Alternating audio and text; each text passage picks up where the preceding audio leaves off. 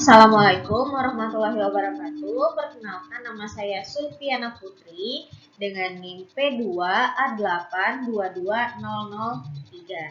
Di sini saya akan menjelaskan atau mempresentasikan hasil pencarian saya mengenai flavonoid, yang mana flavonoid memiliki struktur umum seperti yang bisa dilihat pada gambar. Selanjutnya, saya akan menjelaskan pengertian dari flavonoid.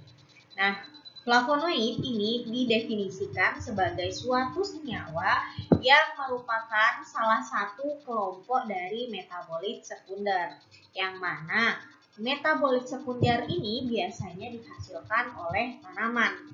Nah, tanaman-tanaman yang biasanya menghasilkan flavonoid ini sendiri itu merupakan golongan-golongan dari polifenol, dan juga biasanya senyawa ini banyak terdapat pada bagian-bagian dari tanaman, yaitu daun, akar, bunga, buah, biji, dan lain-lainnya.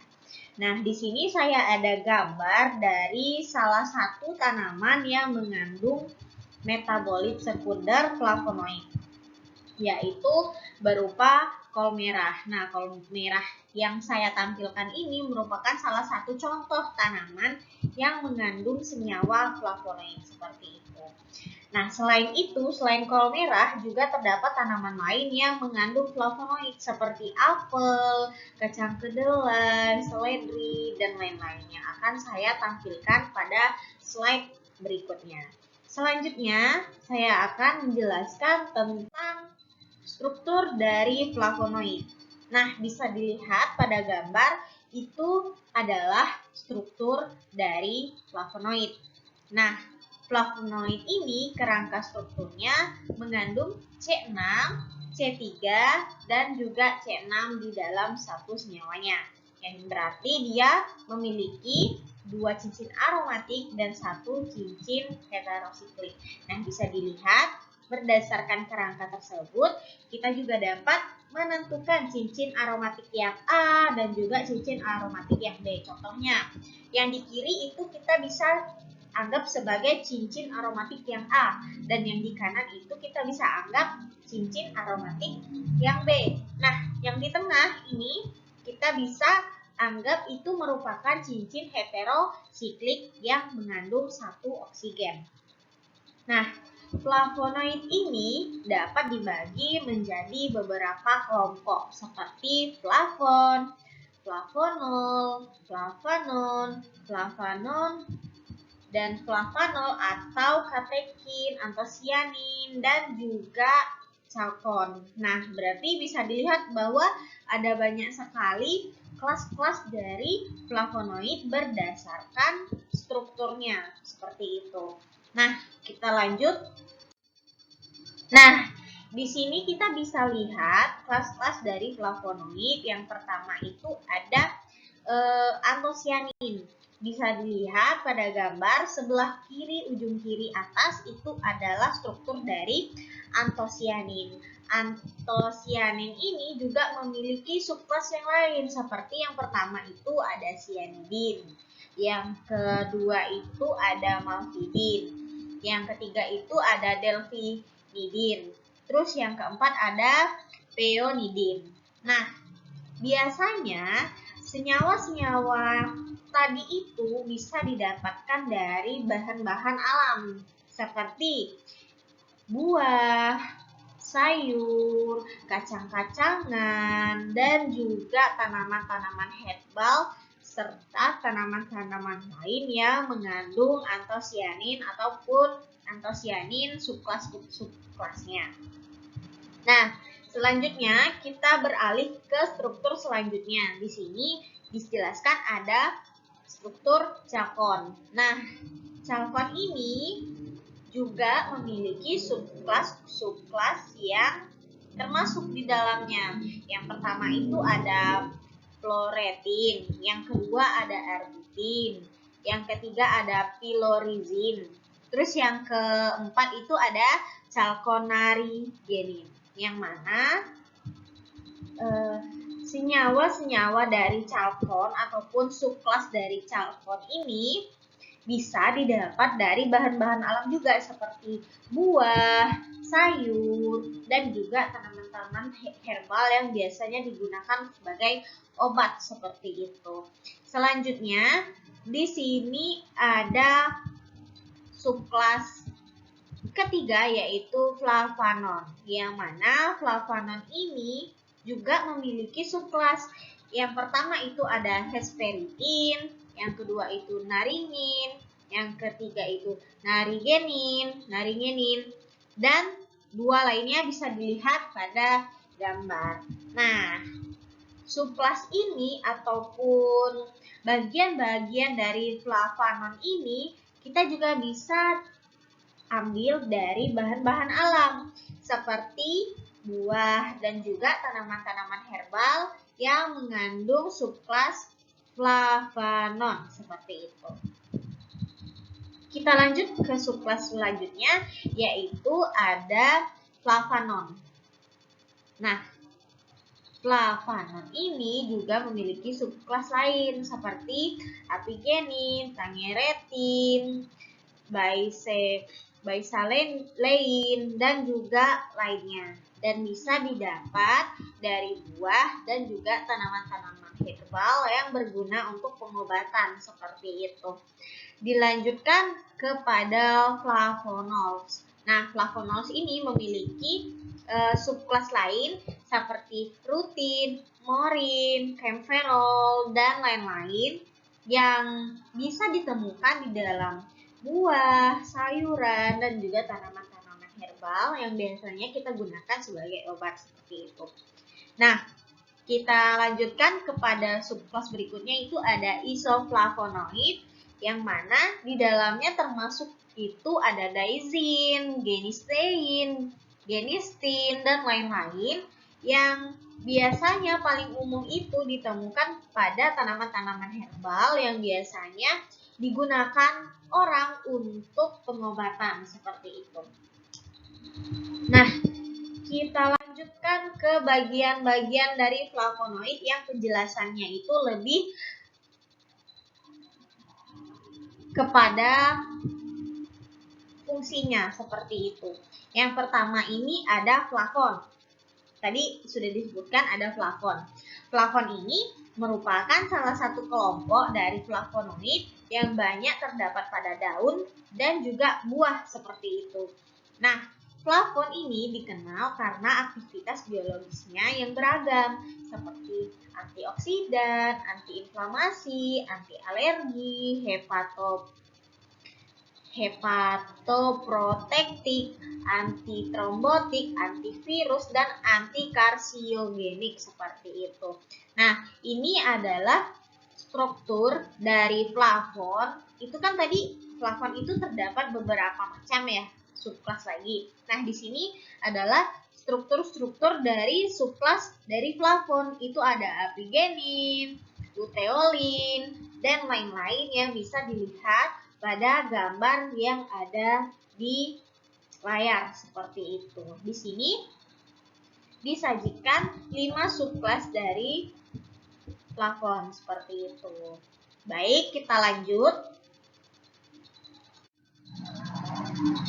ke bagian yang kedua. Di sini saya memilih flavonol. Nah, flavonol ini merupakan flavonoid dengan kelompok keton pada senyawanya. Dan biasanya flavonol ini terdapat pada buah dan juga sayur-sayuran.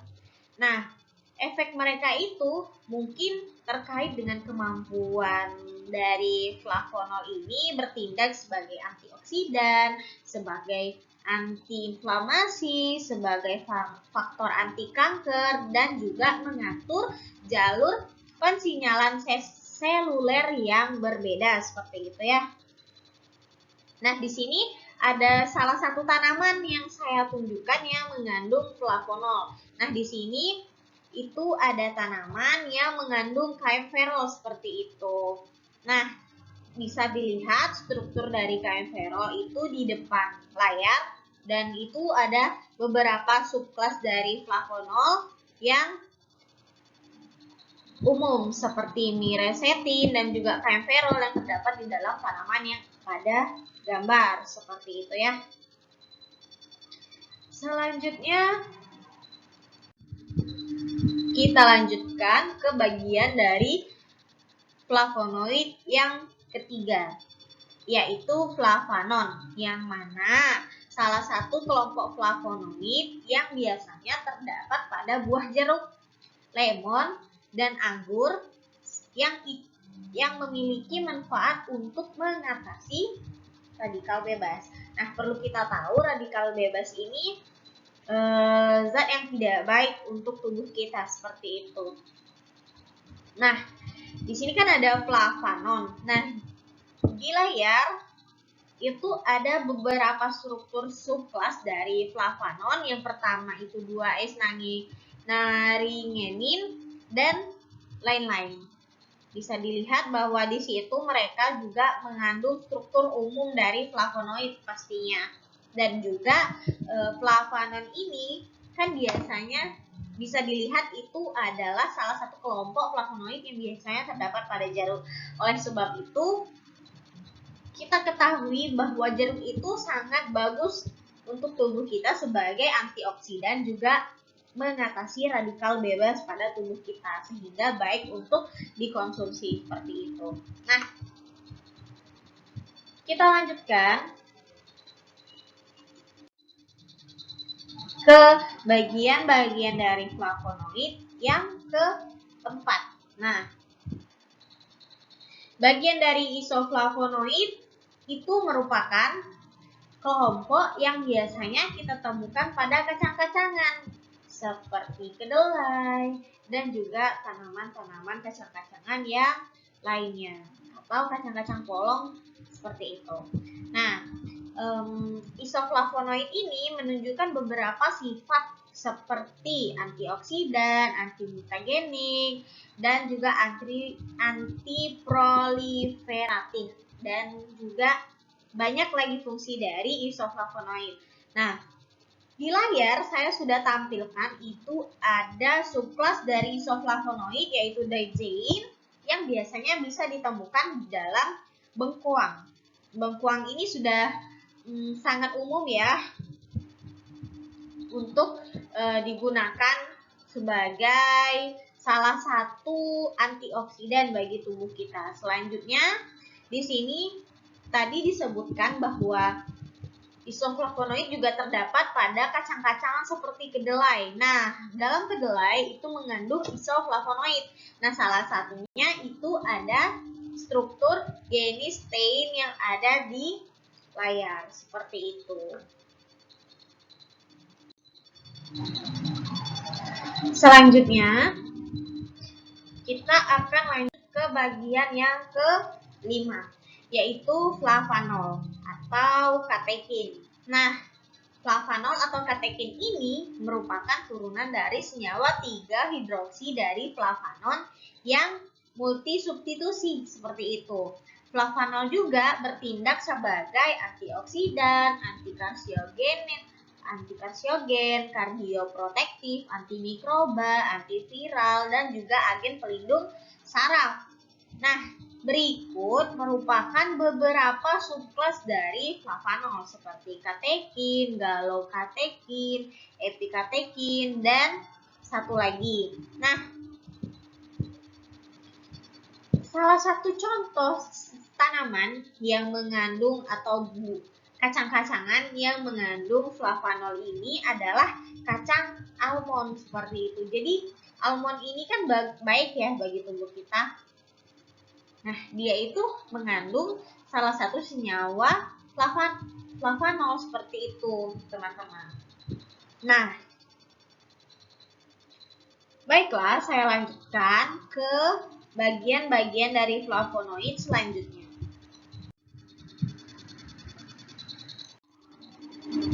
Baiklah, saya lanjutkan ke antosianin. Antosianin ini merupakan kelompok yang bertanggung jawab pada warna tanaman, bunga, dan juga buah. Jadi biasanya tanaman-tanaman yang berwarna ataupun buah-buahan yang berwarna itu mengandung senyawa flavonoid antosianin. Nah, antosianin ini melindungi daun dari tekanan fluks cahaya fotoinhibitori dengan menyerap kelebihan foton yang seharusnya dicegah dari klorofil B, seperti itu. Antosianin memiliki beberapa subkelas yang bisa dilihat pada layar. Strukturnya itu ada pelargonidin, cyanidin, petunidin, malvidin, dan lainnya. Di sini saya tampilkan ada kelopak bunga mawar yang di atas. Itu merupakan salah satu tanaman ataupun bunga yang mengandung antosianin. Selanjutnya juga di sini ada gambar dari blueberry. Nah, blueberry ini kan merupakan salah satu tanaman yang kita kenal memiliki warna. Nah, dia kan tadi bertanggung jawab pada warna tanaman ataupun warna buah. Nah, dia itu bertanggung jawab pada warna pada blueberry, seperti itu. Baiklah, kita lanjutkan ke bagian selanjutnya, yaitu chalcone. Chalcone ini kita kenal merupakan subkelas dari flavonoid yang dia itu tidak ada cincin C pada dasarnya yang biasanya disebut sebagai flavonoid terbuka. Jadi di sini kita bisa lihat cincin C-nya satu itu terbuka, teman-teman. Jadi di sini chalcone memiliki subkelas yang lain seperti metochalcone, sulfalcone, dan lain-lain. Yang mana kita bisa lihat salah satu contoh tanaman yang mengandung chalcone ini ada kentang yang bisa kita lihat pada gambar di layar, dan juga di situ ada diberitahu struktur dari subkelas chalcone, seperti itu. Nah, banyak makanan yang kita makan itu mengandung flavonoid. Akan tetapi, jika tanaman itu mengandung flavonoid, kita harus memperhatikan cara memasak yang kita gunakan agar kandungan flavonoid yang terdapat di dalam tanaman ataupun sayuran yang kita makan itu tetap terjaga kandungannya, seperti itu. Nah, sehingga kita itu dapat merasakan manfaat dari flavonoid yang terdapat pada tanaman ataupun sayuran yang kita makan. Nah, flavonoid ini juga dikenal ataupun dia juga dijual dalam bentuk suplemen. Akan tetapi lebih baik jika kita mengkonsumsi dengan cara memakan buah atau memakan sayur-sayuran yang sehat. Nah, di sini ada salah satu contoh buah yang mengandung banyak senyawa flavonoid. Contohnya itu ada buah apel yang dapat dilihat pada gambar. Nah, selanjutnya juga dalam layar itu saya sudah tampilkan satu sayur yang mengandung senyawa flavonoid yang sangat bermanfaat untuk kita, yaitu sayur kangkung yang biasa kita konsumsi, seperti itu ya. Selanjutnya, saya akan membahas tentang artikel-artikel flavonoid.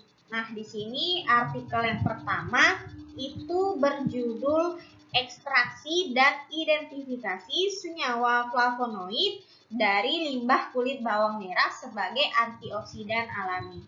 Jadi, dari judulnya saja kita itu akan mengekstraksi, berarti dia akan mengekstraksi dan akan mengidentifikasi senyawa flavonoid dari tanaman ataupun kulit dari tanaman bawang merah sebagai antioksidan alami. Jadi, bawang merah ini memiliki fungsi antioksidan, seperti itu.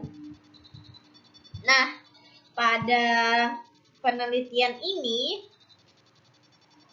sampel itu akan dipreparasi terlebih dahulu ya.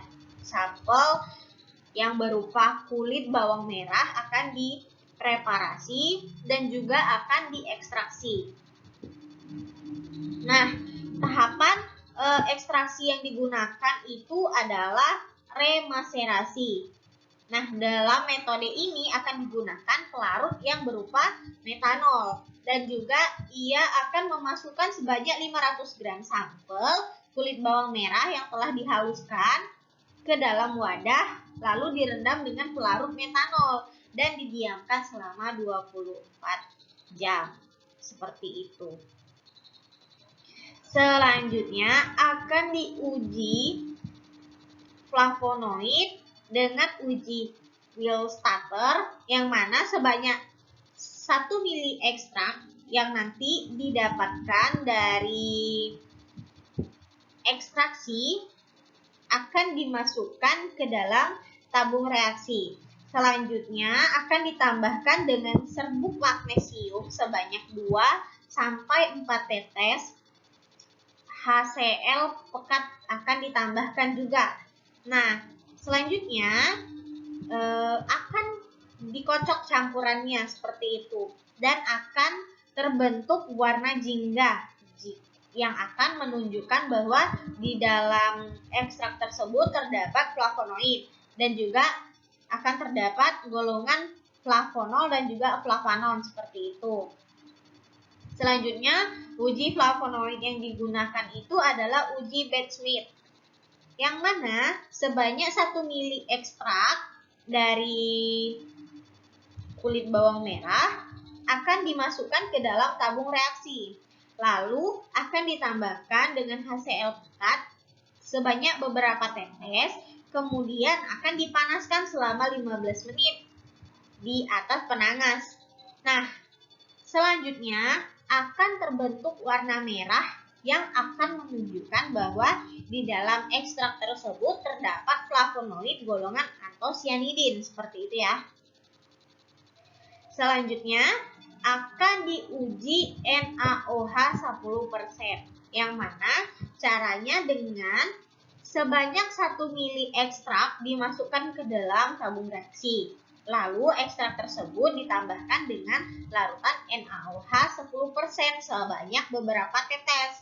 Nah, terakhir, jika terjadi perubahan warna akan menunjukkan bahwa adanya flavonoid karena merupakan golongan dari senyawa fenol. Seperti itu ya.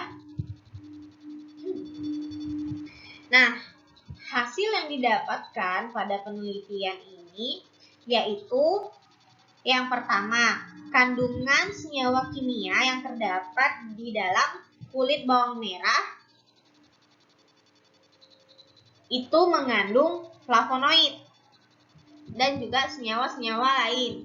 Selanjutnya, senyawa flavonoid yang terkandung pada ekstrak kulit bawang merah fraksi etil asetat adalah golongan flavonol, seperti itu. Jadi, di dalam kulit bawang merah itu terdapat flavonoid yang merupakan golongan flavonol, seperti itu. Tadi kan banyak bagian-bagian dari flavonoid. Nah, dia itu termasuk ke dalam flavonol, seperti itu, teman-teman. Nah, kita lanjutkan ke artikel selanjutnya. Nah, di sini artikel selanjutnya membahas mengenai kandungan flavonoid dan aktivitas antioksidan ekstrak Pleurotus ostreaus. Nah, di mana pada penelitian ini akan dilakukan yang pertama itu ekstraksi flavonoid Pleurotus ostreatus. Nah, dilakukan dengan pertama, tanaman tersebut dikeringkan dengan menggunakan rak pengering pada suhu 45 derajat Celcius selama 3 kali 24 jam. Kemudian akan dikecilkan ukurannya dengan blender menjadi 60 mesh. Selanjutnya, serbuk itu akan ditambahkan dengan pelarut aqueous dengan rasio 1:30, 1:35, dan 1:40. Dan akan diekstraksi dengan metode MAE selama variasi waktu 2 menit, 3 menit, dan 4 menit pada daya 180 watt. Nah, setelah proses ekstraksi selesai, suspensi hasil ekstraksi itu akan didinginkan pada suhu ruang. Kemudian akan disentrifugasi dengan kecepatan 4.500 rpm selama 5 menit. Nah, supernatan yang diperoleh diuapkan pelarutnya menggunakan tari vakum evaporator pada suhu 55 derajat Celcius dengan kecepatan 65 rpm dan juga tekanan 105 bar. Nah, ekstrak yang diperoleh selanjutnya akan dianalisis kandungan flavonoid dan aktivitas antioksidannya.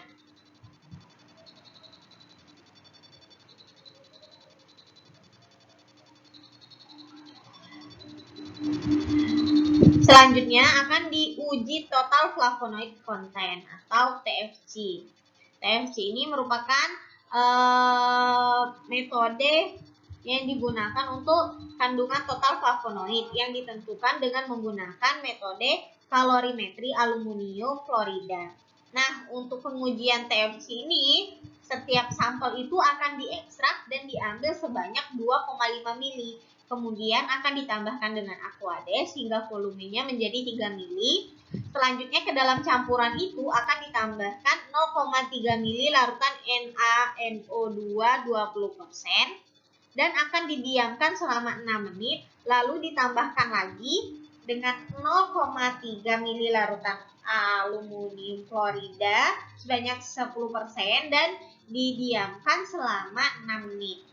Nah, setelah dia didiamkan, ke dalam campuran itu juga akan ditambahkan lagi dengan NaOH 1 molar dan juga Aquades, sehingga volumenya itu nanti akan menjadi 10 mili.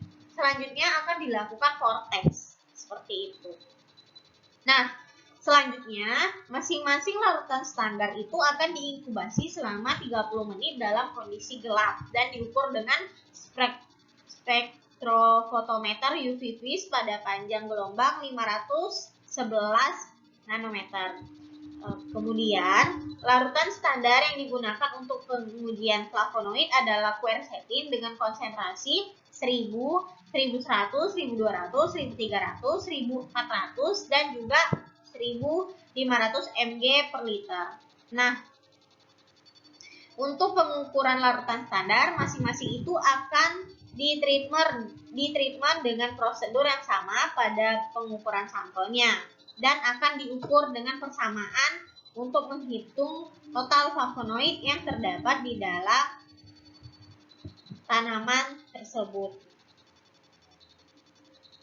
Selanjutnya, berdasarkan penelitian ini didapatkan hasil bahwa Pleurotus ostreatus ini memiliki kandungan flavonoid yang berpotensi sebagai antioksidan. Senyawa flavonoid dari tanaman Pleurotus ostreatus ini diekstrak dengan metode microwave assisted extraction untuk memperpendek waktu reaksi dan mengefektifkan proses ekstraksi. Nah, kandungan flavonoid dan aktivitas antioksidannya itu tertinggi diperoleh pada ekstrak dengan perlakuan rasio bahan pelarut 1:30 dengan waktu ekstraksinya itu 4 menit. Seperti itu. Nah, hasil penelitian ini menunjukkan bahwa semakin tinggi kandungan flavonoid di dalam ekstrak tersebut, maka akan semakin rendah nilai IC-nya sehingga aktivitas antioksidannya itu akan semakin tinggi seperti itu. Nah,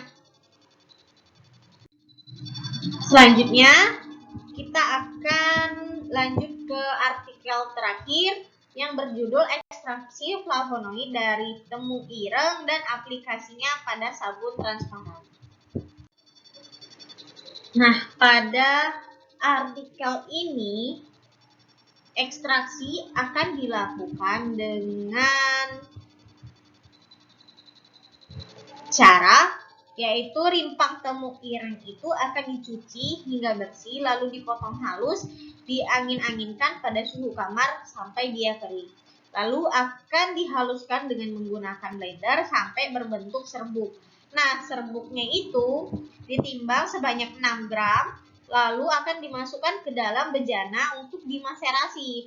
Nah, Proses ekstraksi dalam maserasi itu dilakukan dalam wadah yang tertutup dengan penambahan pelarut metanol dengan rasio volume 1:5 pada variasi waktu maserasinya itu 4, 8, 12, 16, dan juga 24 jam. Nah, hasil ekstraksinya itu akan disaring. Lalu filtrat yang didapatkan itu akan dipekatkan dengan cara destilasi vakum pada suhu 50 sampai 55 derajat Celcius dengan tekanan 0,06 PA. Lalu dihitung rendemen yang didapatkan dan uji kadar flavonoid akan dilakukan dengan menggunakan spektrofotometer UV-Vis. Nah, hasil ekstrak dengan kadar flavonoid terbaik itu akan ditambahkan pembuatan sabun padat transparan pada artikel tersebut. Nah, selanjutnya metode uji kadar flavonoid yang digunakan pada artikel ini adalah dengan menggunakan alat spektrofotometer UV-Vis, yang mana hasilnya itu nanti akan dibandingkan dengan panjang gelombang larutan standar quercetin dengan konsentrasi 100 ppm. Larutan standarnya itu akan dibaca absorbansi pada gelombang 300 sampai 500 nm. Nah, berdasarkan artikel ini dapat disimpulkan bahwa ekstrak tamu ireng ini mengandung flavonoid dengan kadar tertinggi 3,5% masanya. Nah, dan juga diketahui bahwa semakin lama waktu maserasi yang kita gunakan, maka akan semakin besar rendemen yang akan kita dapatkan. Seperti itu. Lalu, hasil rendemen yang terbaik itu didapatkan pada waktu 24 jam dengan persentase masanya itu 7,83%. Dan juga sabun padat yang ada pada artikel ini dihasilkan akan mempunyai pH 0,8 dan kandungan alkali 0,048 dengan kadar airnya 0,31% massa. Jadi berdasarkan artikel-artikel yang berkaitan tentang flavonoid itu yang terdapat di dalam tumbuhan ataupun tanaman-tanaman itu akan diekstraksi terlebih dahulu dengan menggunakan beberapa metode ataupun bisa dilakukan dengan maserasi. Selanjutnya akan diuji flavonoidnya. Uji flavonoidnya bisa menggunakan spektrofotometer UV-Vis atau juga menggunakan uji-uji lain seperti uji Willstatter atau uji Bedsmith dan uji NaOH seperti itu untuk mengetahui bahwa adanya kadar flavonoid di dalam tanaman. Baik, itu saja presentasi dari saya. Lebih dan kurangnya saya mohon maaf. Terima kasih. Assalamualaikum warahmatullahi wabarakatuh.